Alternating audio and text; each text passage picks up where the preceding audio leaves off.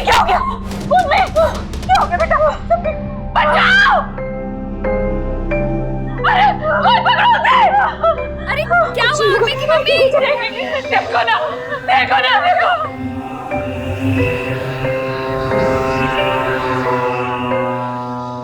कत्ल जैसे संगीन गुनाह की एक और वारदात देश की राजधानी में दस्तक देती है। एक और अपराधी खुलेआम कानून को चुनौती देता है, लेकिन अब ऐसी कोई भी चुनौती सिर्फ कानून तक सीमित नहीं है।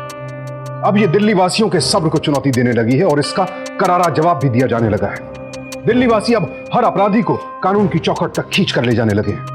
NCRB यानी नेशनल क्राइम रिकॉर्ड्स ब्यूरो के आंकड़ों के अनुसार सन 2008 से 2010 के बीच दिल्ली में औरतों के साथ होने वाले अपराधों के कुल 11,102 मामले दर्ज किए गए। यानी कानून के रोजनामचे में जुर्म की हाजिरी बड़े पैमाने पर लगाई जा रही है, जो इस बात का सबूत है कि दिल्ली वाले अब हर वारदात के वार को मात देने के लिए तैयार हैं। और ऐसा ही रहा तो अपराध रहित दिल्ली अब दूर नहीं। सावधान इंडिया दिल्ली फाइट्स बैक में आज जो घटना हम आपके सामने लेकर आए हैं वो दिल दहला देने वाली है। 25 वर्षीय उर्मी की उसी के घर में गोली मारकर हत्या कर दी गई, लेकिन जितनी दर्दनाक उसकी मौत थी उससे कहीं ज्यादा शर्मनाक थी उसके कत्ल की वजह।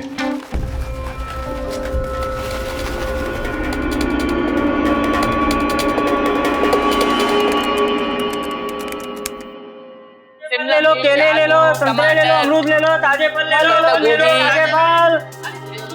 कितनी बार कहा है तुम लोगों से यहाँ पे अपनी सब्जियों के ठेले मत लगाया करो। लोगों को आने जाने में दिक्कत होती है, लेकिन तुम लोगों को पल्ले ही नहीं पड़ता है। अरे मैथी, अरे आओ बहन जी, 10 रुपए गड्डी, ताजा माल है, आइए लेके जाइए। ताजे फल ले लो, मीठे फल ले लो, ताजे ताजे फल ले लो। तुम लोग ऐसे नहीं मानोगे। अरे बीबी जी ये बताइए आपको क्या परेशानी हो रही है? चुपचाप अपना धंधा ही तो कर रहे हैं। ये रेजिडेंशियल एरिया है, तुम लोगों की सब्जी लगाने की जगह नहीं है। आप लोग भी बोलिए ना इन्हें। अरे क्या करे बहन जी, घर में बैठ गए चुपचाप, धंधा छोड़ के। मुझे नहीं पता, तुम लोग कुछ भी करो, लेकिन मुझे मेरे घर के आगे सब्जियों के ठेले नहीं चाहिए। और अगर तुम लोग नहीं मानोगे तो मैं पुलिस में कंप्लेंट करूंगी। अरे भैया 1 किलो टमाटर दइयो। हाँ बीबी जी लाया लाया। अरे उर्मी बेटा, क्यों सुबह सुबह इतना चिल्ला रही हो? गला बैठ जाएगा तुम्हारा। देखा, पड़ोस वालों को तो कोई दिक्कत नहीं है, पता नहीं आपको क्या परेशानी हो जाती है। हटिए। क्यों चिल्ला रही है, क्यों चिल्ला रही है? जब ये गली सब्जी मंडी बन जाएगी ना फिर समझ में आएगा मैं क्यों चिल्ला रही हूँ। ओ शांति रख, शांति। तेरे पापा कहते थे ज्यादा गुस्से से ना इंसान अपना ही नुकसान करता है। हाँ पापा तो ये भी कहते थे कि जिस गली में शिफ्ट हो रहे हैं ना हम लोग, वो गली बड़ी साफ सुथरी है। अब छोड़ ना, बैठ जा, नाश्ता कर ले, चल। माँ तुमने फिर से नाश्ता बना दिया। हाथ में फ्रैक्चर है, तुम्हें मना किया ना डॉक्टर ने काम करने के लिए, क्यों जाके बार बार काम करती हो? मैं बना देती जाके। ज्यादा आराम करूंगी ना तो बस बिस्तर ही पकड़ लूंगी मैं। बैठ जा, गर्मा गर्म पराठे हैं, फट से खा ले। अच्छा नहीं, मैं अभी नहीं खा रही, मुझे वैसे देर हो चुकी है, मेरी 10 बजे की मेट्रो भी छूट जाएगी। वो तो क्या हुआ, 5 मिनट बाद की पकड़ लियो मेट्रो। बैठ जा अभी। ऐसी ऐसी नहीं माँ, मैं अभी नहीं खा रही।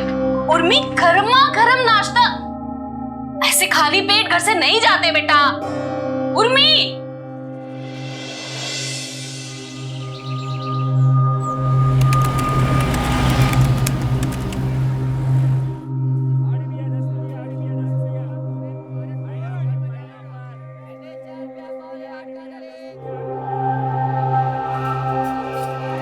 अरे मिसेस वर्मा, आप यहाँ? वहाँ उर्मी कितना लड़ रही थी फ्रूट वाले से, सब्जी वाले से। थोड़ा समझाइए उसे, लड़की जात है। एक जगह रहकर इस प्रकार रोज रोज झगड़ा करना अच्छी बात नहीं है। जी लड़की भी ना, न जाने कब अकल आएगी इसे।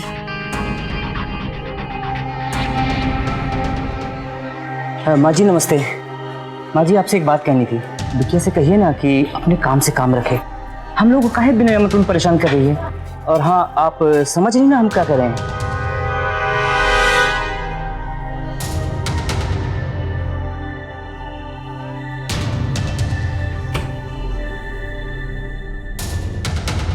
माँ इतनी जल्दी डॉक्टर को दिखा के आ गई? फिर किस बात पर इन लोगों से झगड़ा किया तूने? कुछ नहीं, वो ऐसे ही। क्या जरूरत है हर जगह झांसी की रानी बनने की? कितनी बार समझाया है। अरे ये ठेले वाले लोग बहुत टेढ़े होते हैं, समझ में नहीं आता तुझे?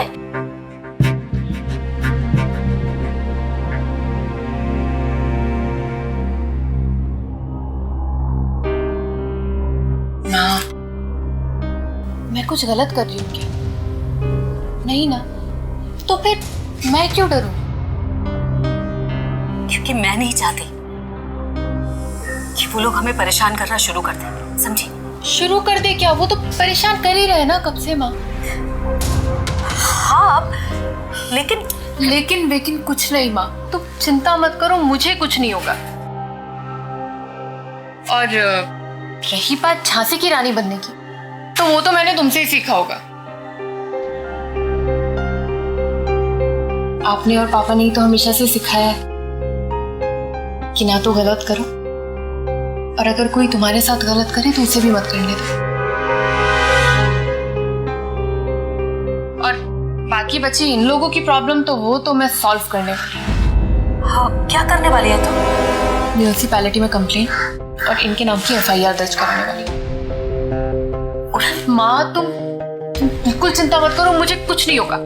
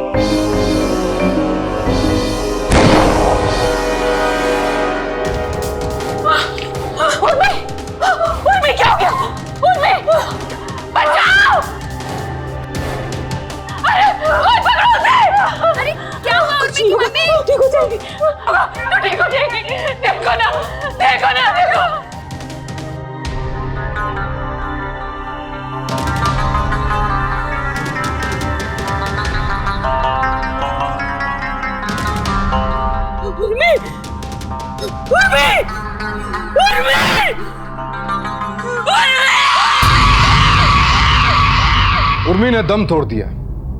अपने पिता के निधन के बाद वो अपनी मां का इकलौता सहारा थी। उसके जाने के बाद मिसेस वर्मा बिल्कुल अकेली पड़ गई। उर्मी की ना तो किसी से जाती दुश्मनी थी, ना ही मौका वारदात से कोई सबूत मिला। ऐसे में पुलिस के लिए तहकीकात को आगे बढ़ाना बेहद मुश्किल हो गया। इस केस में एक और पेचीदगी यह थी कि उर्मी की हत्या किसी लाइसेंसी बंदूक से नहीं, एक देसी कट्टे से की गई थी। यानी अगर हथियार बरामद भी हो जाता तो भी उसके मालिक को पहचान पाना बेहद मुश्किल था। .315 और 12 बोर के ये तमंचे ब्लैक मार्केट में 3000 से 5000 रुपयों में आसानी से खरीदे जा सकते हैं। दिल्ली में बढ़ते अपराधों का एक बड़ा कारण ये गैरकानूनी हथियार भी है। कम कीमत पर आसानी से मिल जाने वाले ये हथियार किसी भी अपराध को बड़ा रूप दे देते हैं, जैसा कि उर्मी के केस में हुआ। लेकिन जो सवाल पुलिस के लिए सबसे बड़ी पहेली बना हुआ था वो ये था कि आखिर इस अपराध के पीछे था कौन। तो आपको पूरा यकीन है कि आपकी बेटी का कोई दुश्मन नहीं था? कभी किसी के साथ लड़ाई ही नहीं होती थी उसकी, सिवाय कुछ ठेले वालों के। ठेले वाले?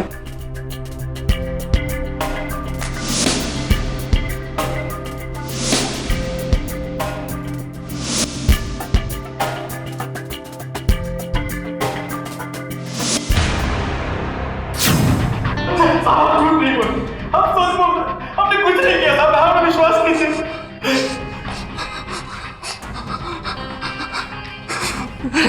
अरे साहब हम छोटे आदमी हैं साहब हम अपने काम से काम रखते हैं साहब। हम भला किसी का खून क्यों करेंगे साहब? हमने कुछ नहीं किया साहब, हमने कुछ नहीं किया। हमें जाने दिए साहब जी, हमने कुछ नहीं किया। ये खून हमने नहीं किया साहब जी, हमें जाने तो साहब, कुछ नहीं किया। साहब तुम में से ही किसी ने उसकी माँ को धमकी दी थी ना कि अपनी लड़की को समझा लो, और उस लड़की का भी तुमसे अक्सर झगड़ा होता था, होता था कि नहीं?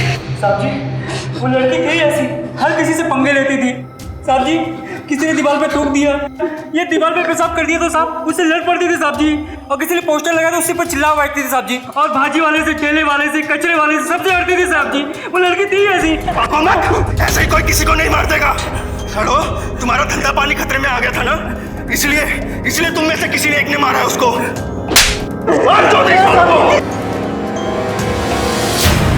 कुछ पता चला? नहीं मैडम, मार मार के थक गए, लेकिन अभी भी उन ठेले वालों का कहना है कि उन्होंने उर्मी का कत्ल नहीं किया। तो इंस्पेक्टर वो खुद से तोड़े ना कबूल करेंगे कि मैडम उन्होंने? हमने 3rd डिग्री भी यूज किया है। अगर उनको कबूल करना होता तो अब तक वो कर चुके होते। वो अभी भी यही कह रहे हैं कि उन्होंने उर्मी को नहीं मारा। हम लोगों ने उनके घर पर रेड भी पड़वा दी, लेकिन हमें वो हथियार बरामद नहीं हुआ। तो अब क्या करेंगे? वो ठेले वालों का कहना है कि उर्मी अक्सर लोगों को कुछ गलत सलत करने से रोकती थी। क्या हाल ही में किसी से उसकी झड़प या तू मैं हुई थी? नहीं इंस्पेक्टर साहब, जैसे कि मेरी पड़ोसन ने मुझे बताया, उस दिन उन ठेले वालों के साथ ही उर्मी की लड़ाई हुई थी।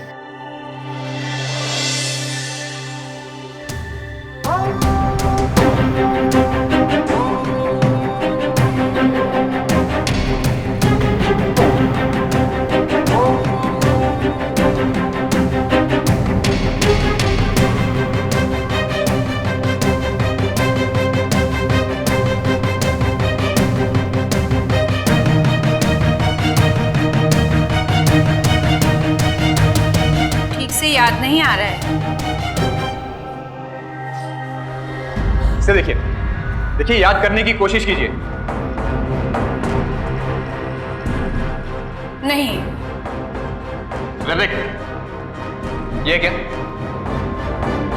लगता है इन सब में से कोई भी नहीं था। हमने पहले ही कहा था साहब कि हमने कुछ नहीं किया। वो लड़की उस दिन किसी और से लड़ रही थी, क्योंकि वो उसके दीवार पर पेशाब कर रहा था साहब। इसी बात के लिए कोई किसी को जान से कैसे मार सकता है? कुछ कह नहीं सकते, और कोई वजह भी सामने नहीं आ रही है, तो यही पकड़ के चलना पड़ेगा हमें। सर ये केसेस तैयार होके आ गए हैं।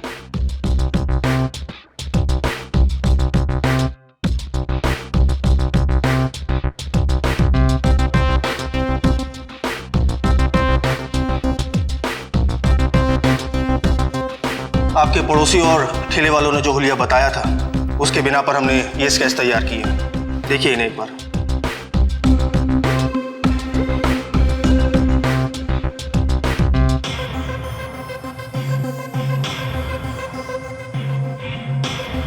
कुछ समझ में ही नहीं आ रहा। ये तो अलग अलग आदमी है। वही तो, तीनों आई विटनेस ने अलग अलग हुलिये बताए, इसलिए उस आदमी को पहचानने में बहुत दिक्कत हो रही है। लेकिन फिर भी मैंने ये स्केचेस सारे पुलिस स्टेशन में भेज दिए। देखते हैं, शायद किसी का चेहरा किसी से मिल जाए। कब तक कुछ पता चल जाएगा इंस्पेक्टर साहब? देखिए स्केचेस इतने अलग हैं कि सच कहूं तो मुझे नहीं लगता कि इनसे कोई फायदा होगा।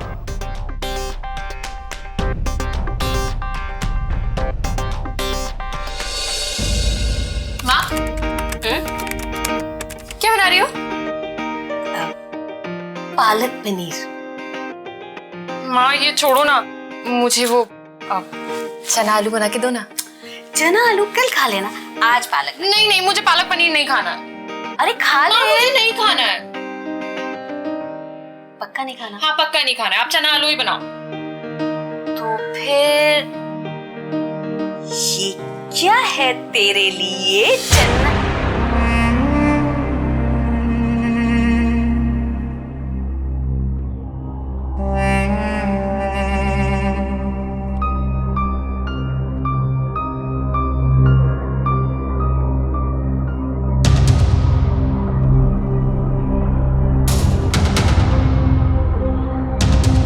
इंस्पेक्टर सचिन और उनकी टीम ने तीनों स्केचेस के आधार पर उर्मी के कातिल की तलाश तो शुरू कर दी, लेकिन वो अच्छी तरह जानते थे कि बिना किसी पुख्ता सुराग के उसके कातिल को ढूंढना नामुमकिन था। दिल्ली की आबादी तकरीबन 1 करोड़ 80 लाख है, और उसमें भी बड़ी संख्या में लोग अवैध कॉलोनीज में रहते हैं, ना तो राशन कार्ड ना पहचान पत्र। ऊपर से देश की राजधानी होने की वजह से आस पड़ोस और देश के हर कोने से आए दिन नए लोग आते जाते रहते हैं। ऐसे में बिना सुराग के कातिल की तलाश करना पुलिस के लिए तिनकों के ढेर में सुई ढूंढने के बराबर था।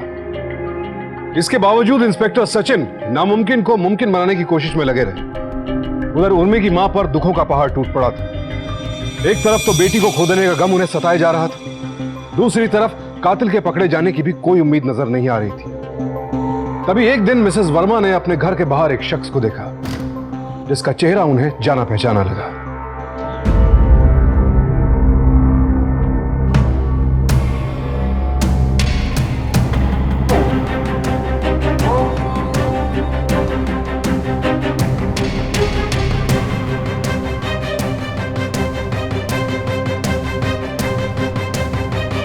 तूने ही मारा है ना मेरी बेटी को? क्या? उस दिन तुम ही झगड़ रहे थे ना मेरी बेटी के साथ? पागल है क्या? तुम ही ने मारा है ना मेरी बेटी को? सुनो, तुम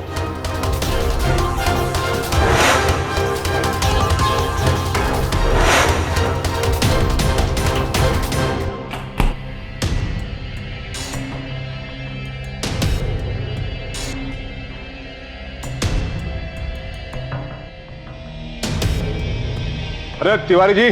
हाँ नमस्कार पांडे जी। हाँ एक मिनट पांडे जी, जल्दी करो ना, ऑफिस के लेट हो रहा है। ले लीजिए। हाँ तो चलो देना।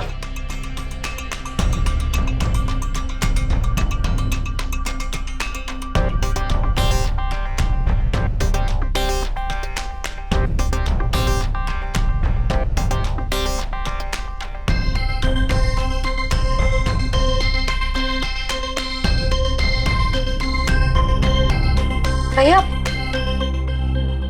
वो आदमी कौन है जानते हैं आप? किसको? अरे जो अभी भी आपकी दुकान पर आया था, जिसके पास काले रंग का बैग था, मूंछों वाला आदमी। अरे जिसने आपको पान के पैसे भी नहीं दिए। कौन? वो पांडे जी? अरे मैडम वो हमेशा पैसे देते ही नहीं है। ओह, पांडे जी नाम है उनका। क्यों? पैसे क्यों नहीं देते? अरे मैडम जी अब क्या बताएं, कुछ साल पहले मेरे घर की पानी की लाइन खराब हो गई थी और ये जो पांडे जी है ना, ये जल विभाग में काम करते हैं। बस उसी एक एहसान का अब तक बदला चुका रहा हूँ, उनको मुफ्त में पान खिला खिला के। अब एहसान से ज्यादा ही खिला दिया समझिए। लेकिन आप क्यों पूछ रही हैं? कुछ नहीं भैया, ऐसे ही।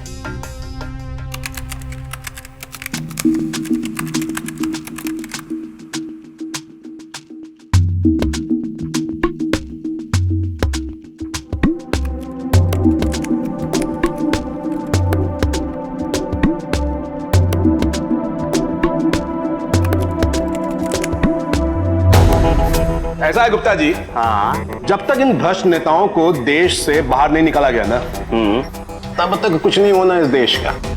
क्या कहते हैं? सो तो है, पर एक बात तो है पांडे जी, जब आपने कह ही दिया है तो शुरुआत आपसे ही करते हैं।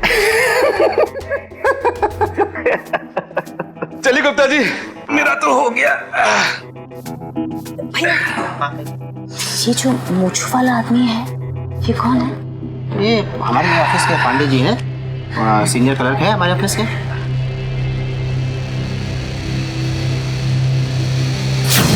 एक मिनट, आप ये कहना चाहती हैं कि आप उस आदमी का नाम जानती हैं जो आदमी आपके घर के बाहर पेशाब करता है और उसी ने आपकी बेटी का भी मर्डर किया? जी इंस्पेक्टर साहब, उसी ने मेरी बेटी का मर्डर किया है। सौरभ पांडे, जल बोर्ड में सीनियर क्लर्क है वो, और उसकी शक्ल भी तीनों स्केचेस में से एक स्केच से मिलती है इंस्पेक्टर साहब।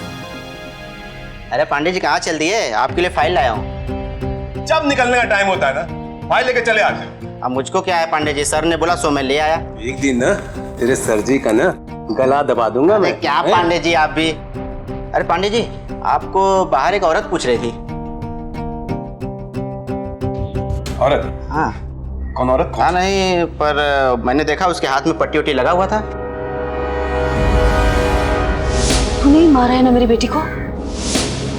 क्या बोला तूने? मैंने तो कुछ नहीं बोला, बस इतना ही बताया कि आप यहाँ के सीनियर क्लर्क हैं, आपका नाम पांडे जी। अबे तेरा दिमाग खराब हो गया क्या?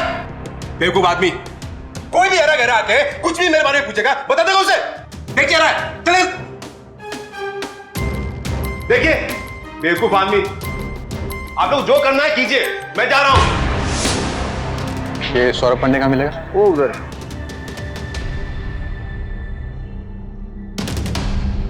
सौरभ पांडे जी।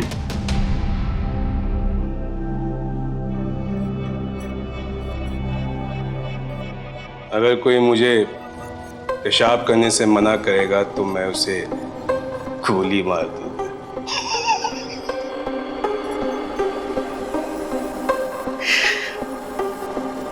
इंस्पेक्टर साहब, मेरे पास ना फालतू चीजों के लिए टाइम नहीं है। मेरे घर में बीवी है, बच्चे हैं, मुझे लेट हो रहा है, तो सो प्लीज मुझे जाने दीजिए।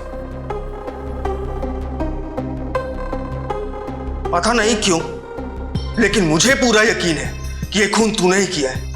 बोल, 21 तारीख की रात को उर्मिला को गोली तू नहीं मारी थी ना? अरे आपका दिमाग खराब हो गया है। कौन उर्मिला? किसके घर के बाहर गोली मारी थी? क्या बोल रहे हैं आपको कोई नहीं मिला तो आप बिना बात के मुझे अरेस्ट कर लेंगे क्या? सिस्टम नहीं है क्या यहां पे? 21 तारीख ना, 21 तारीख कह रहे हैं ना? इंस्पेक्टर साहब, मैं 21 तारीख को इस शहर में था ही नहीं। कहां हो गया हुआ था? जाके ना मेरे ऑफिस में जाइए और मेरे जाके रिकॉर्ड चेक कीजिए।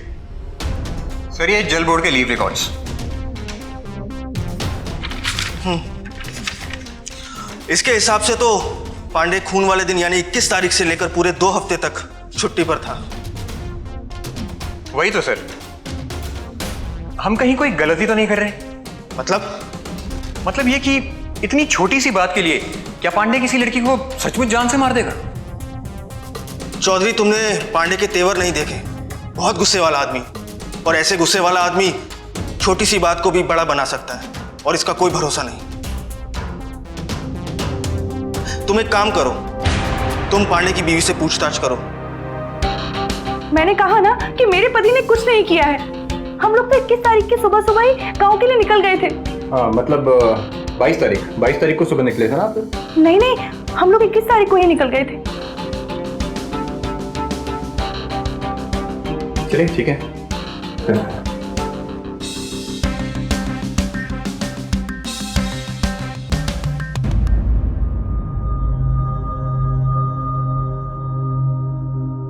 अरे, आप इसे जाने कैसे दे रहे हैं इंस्पेक्टर? देखिए मैडम, हमारे पास इसके खिलाफ कोई सबूत नहीं है, और वैसे भी सारे रिकॉर्ड्स कहते हैं कि उस दिन शहर में ये था ही नहीं। हवलदार, लेके जाओ इसको। इंस्पेक्टर, अगर सबूत नहीं है तो क्या ऐसे जाने देंगे आप इसे? मैं वो सब कुछ नहीं जानती। इसी ने मारा है मेरी बेटी को।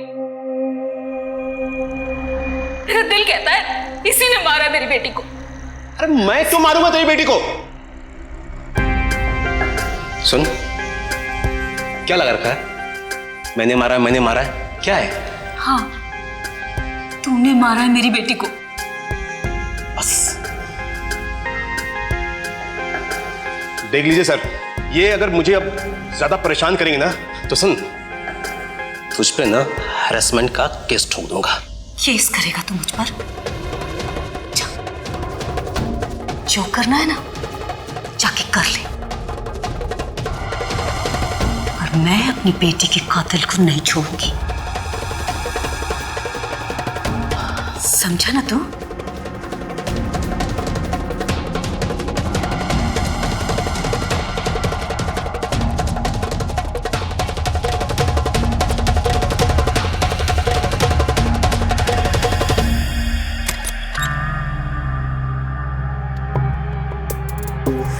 जिंदगी में इतनी बेइज्जती कभी नहीं हुई। क्या हुआ? सब कुछ ठीक तो है ना? आप ठीक तो हैं? मान ले क्या? बाहर वाले तो बाहर वाले, इनको भी बताओ क्या हुआ है। पानी, वो पुलिस वाले आए थे। क्या पूछ रहे थे? यही कि हम लोग गांव कब गए थे? क्या बोला तूने? 21 को। एक बात पे अड़े रहना, किसी से कुछ बोला ना तो गर्दन काट दूंगा। और तुम्हारी भी। कानून सबूतों और गवाहों के आगे मजबूर था। आरोपी के आसपास शक का शिकंजा जरूर कसता जा रहा था, लेकिन मौकाए वारदात पर चश्मदीद गवाहों की नामौजूदगी केस की गति को रोक रही थी। अब तक ना तो कत्ल के लिए इस्तेमाल किया गया हथियार बरामद हुआ था, और ना ही कत्ल की कोई ठोस वजह सामने आई थी। अब कानून के दायरे में रहकर इंस्पेक्टर सचिन के लिए आगे बढ़ना बेहद मुश्किल था, लेकिन एक मां अपनी बेटी को इंसाफ दिलाने के लिए किसी भी हद तक जाने के लिए तैयार थी। कुछ पता चला इंस्पेक्टर साहब? देखिए मैडम, बुरा मत मानिएगा, मगर इस तरह रोज रोज यहां मत आया कीजिए। हमें जैसे ही कुछ पता चलेगा हम आपको इत्तला कर देंगे ना। अब आप घर जाइए और आराम कीजिए। कैसे आराम करूं मैं इंस्पेक्टर?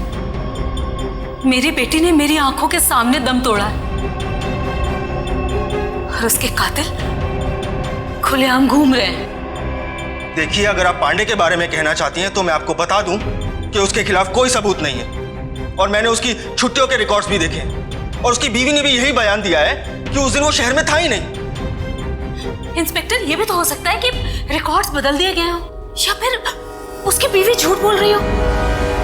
आप मुझे उसके घर का एड्रेस दीजिए, मैं उसकी बीवी से बात करना चाहती हूँ। देखिए, मेरी बात मानिए तो आप उसके घर जाके कोई पूछताछ मत कीजिए, वरना अगर उन्होंने आपके खिलाफ कंप्लेंट कर दी तो मैं भी कुछ नहीं कर पाऊंगा। आप कुछ करें या ना करें, लेकिन मैं अपनी बेटी के कातिल को सजा दिलवा के रहूंगी इंस्पेक्टर।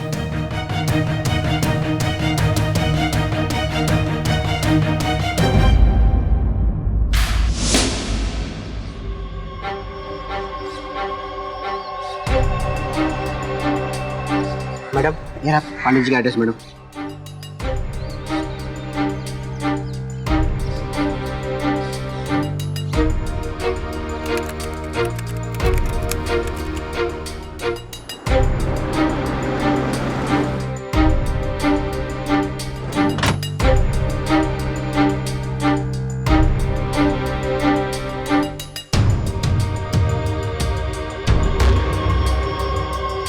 जी कहिए, क्या मदद कर सकती हूँ मैं आपकी? आप मेरी बड़ी मदद कर सकती हैं प्रिंसिपल मैडम।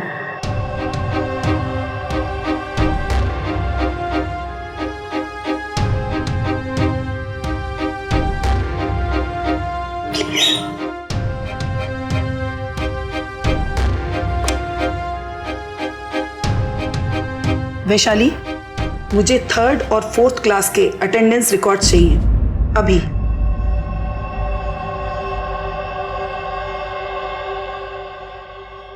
जी देखिए, 21 तारीख की सुबह पांडे के बच्चे स्कूल गए थे। अब आपका क्या कहना है इंस्पेक्टर साहब? लेकिन इससे उसका जुर्म तो साबित नहीं होता ना। जुर्म साबित नहीं होता मतलब? इंस्पेक्टर साहब, जिस दिन उर्मी का खून हुआ था उस दिन पांडे के बच्चे स्कूल गए थे। मतलब ये कि पांडे साफ झूठ बोल रहा है कि उस दिन वो शहर से बाहर गया था और अपने ऑफिस के लीव के रजिस्टर को खुद पांडे मेंटेन करता है।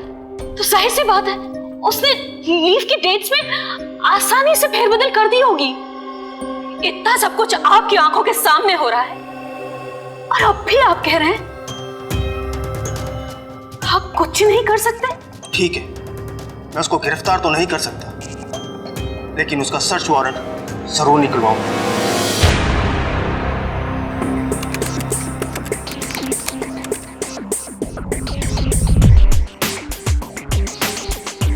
नहीं सर, पूरा घर छान लिया लेकिन कहीं कोई गन वन नहीं मिली।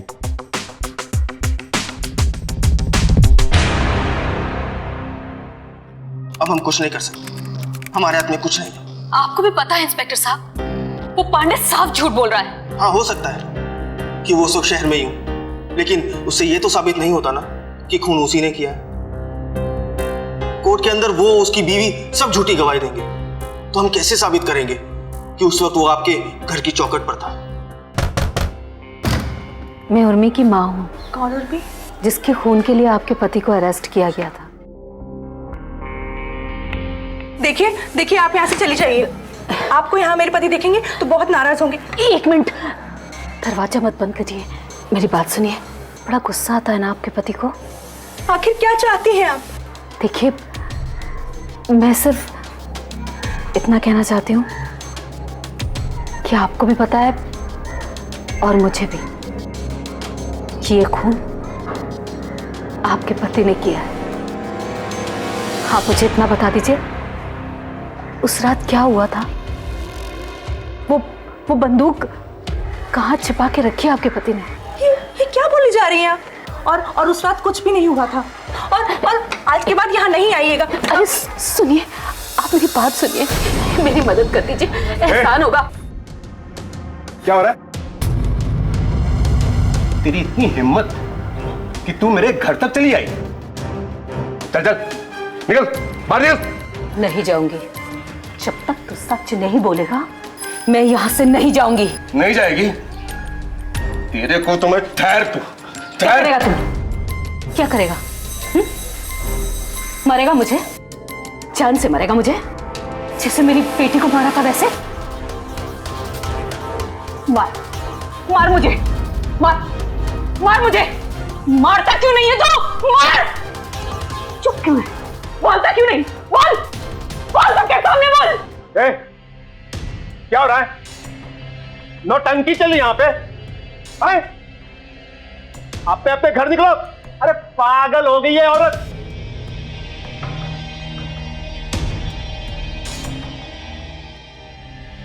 सुन तेरे को ना मैं अब सबक सिखा के रहूंगा। चंदर, दोबारा दरवाजा मत खोलना इस औरत के लिए। ये पांडे अपने पास कोई हथियार वगैरह रखता है क्या? जैसे बंदूक, पिस्तौल, कोई कट्टा वगैरह? कभी आपने उसे कुछ लाते हुए अपने साथ देखा हो? बताइए ना, देखा है क्या आपने कभी? अरे मैंने कहा ना, मुझे कुछ नहीं पता पांडे के बारे में। अरे क्यों परेशान कर रही हैं आप? लेकिन कभी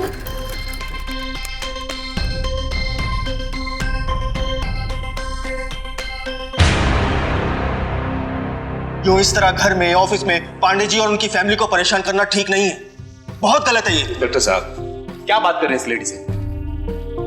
इसका दिमाग खराब हो गया है, उठा के हालात में डाली इसे। ये ऐसे नहीं मानने वाली है। देखो, मुझे क्या करना है क्या नहीं ये तुमसे जानने की जरूरत नहीं है, समझे तुम? और मैडम आप, ये आपकी पहली गलती थी, इसलिए खाली वार्निंग देके छोड़ रहा हूं। लेकिन आगे से अगर पांडे जी ने आपके खिलाफ कंप्लेंट की तो मुझे मजबूरन आपको गिरफ्तार करना पड़ेगा। आप समझ रही है ना जो मैं आपसे कहना चाह रहा हूं?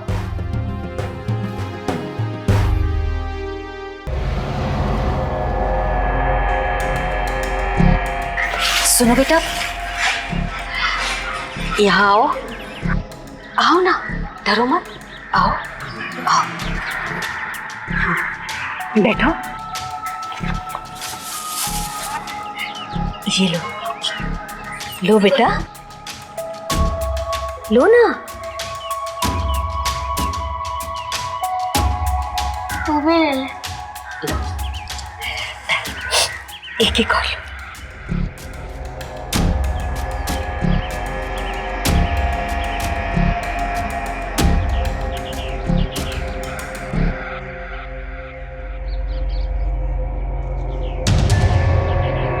अच्छा बेटा, जब तुम लोग गांव गए थे उससे पहले तुम्हारे पापा बहुत गुस्सा कर रहे थे क्या?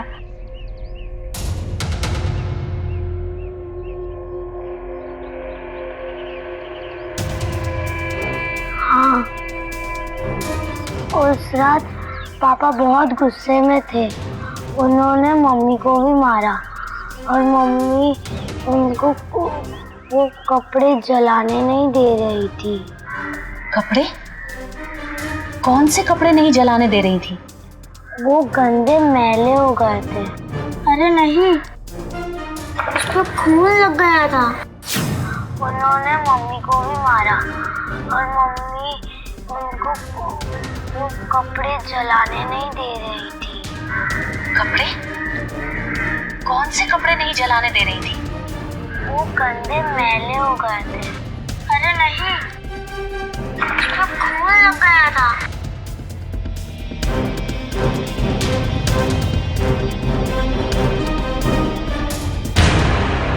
आप हार नहीं मानेंगी। नहीं, जब तक मेरी बेटी के कातिल को, उस उसके किए की सजा नहीं मिल जाती, मैं हार नहीं मानूंगी। इससे कम से कम हम उसके खिलाफ अरेस्ट वारंट तो जारी कर ही सकते हैं ना। और एक बार वो अंदर आ गया ना, तो सच कैसे निकलवाना है वो हम अच्छे से जानते हैं।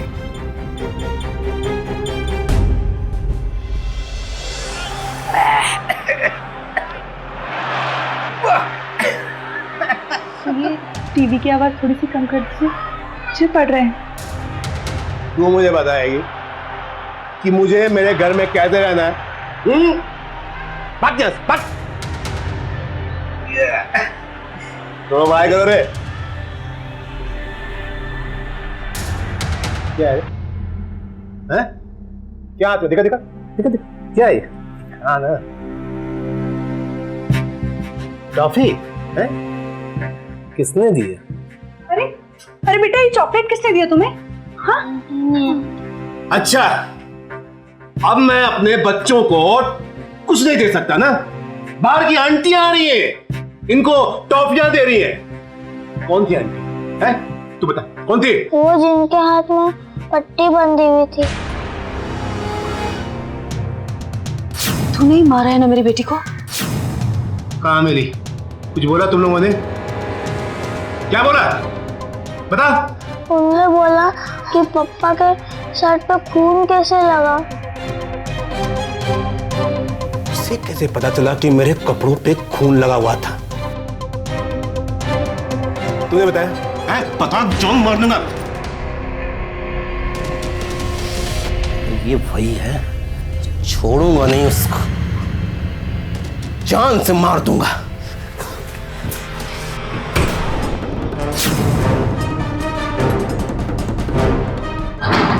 ये क्या कर रहे हैं आप? कुछ बोलिए तो। ये क्या?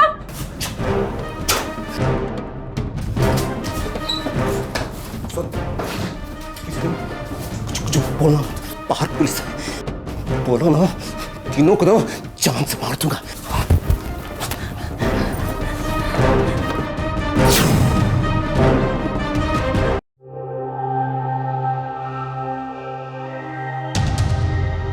हेलो हेलो मैडम, पांडे की बीवी ने उसके खिलाफ गवाही दे दी है। वो ज्यादा देर तक बच नहीं सकता है और अब हम आपको थैंक यू कहना चाहते हैं। Thank you inspector.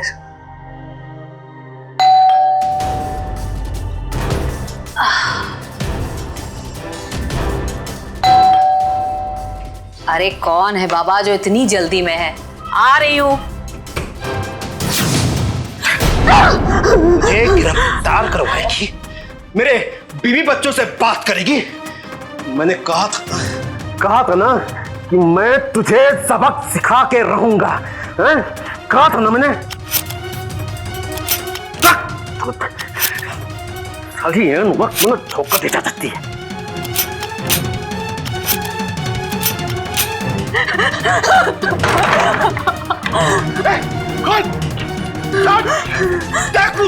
कोई बचा सकता? बचाओ, कोई तो बचाओ मुझे। तुझे क्या लगा बच जाएगी? चीख चिल्ला, कोई नहीं बचने आएगा। चीख।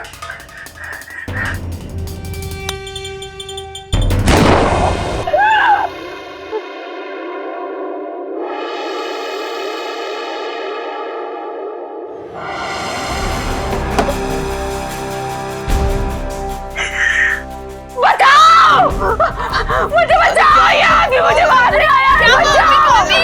बचाओ मुझे।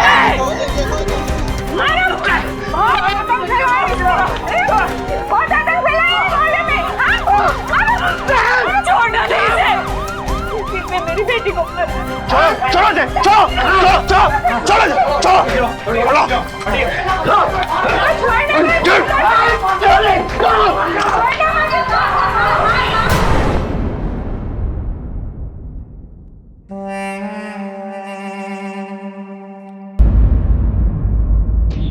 मुझे अपनी बेइज्जती बर्दाश्त ही नहीं हुई। खून खौल रहा था मेरा।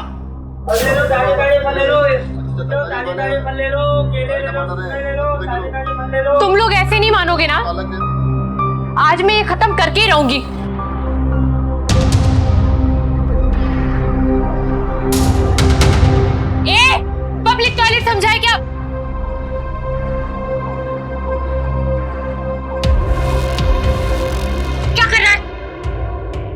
कुछ भी करूं?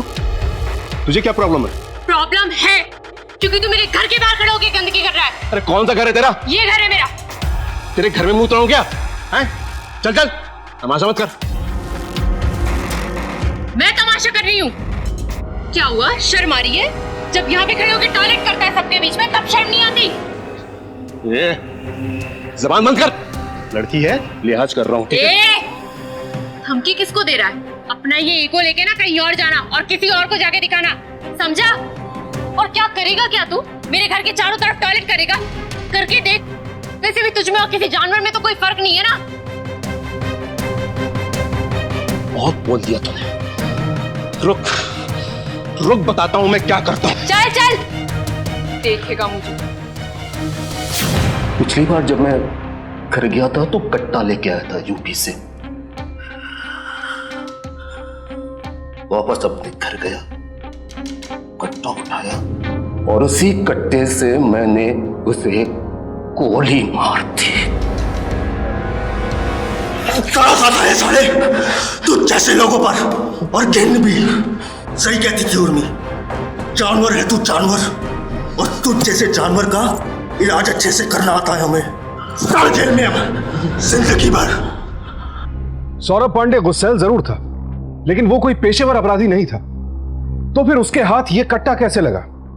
जाहिर है इस अपराध की तरह कई अपराध इन्हीं गैरकानूनी हथियारों के जरिए अंजाम दिए जाते हैं जो ब्लैक मार्केट में आसानी से उपलब्ध है। पुलिस और प्रशासन को मौत के इस काला बाजार पर अंकुश लगाना होगा।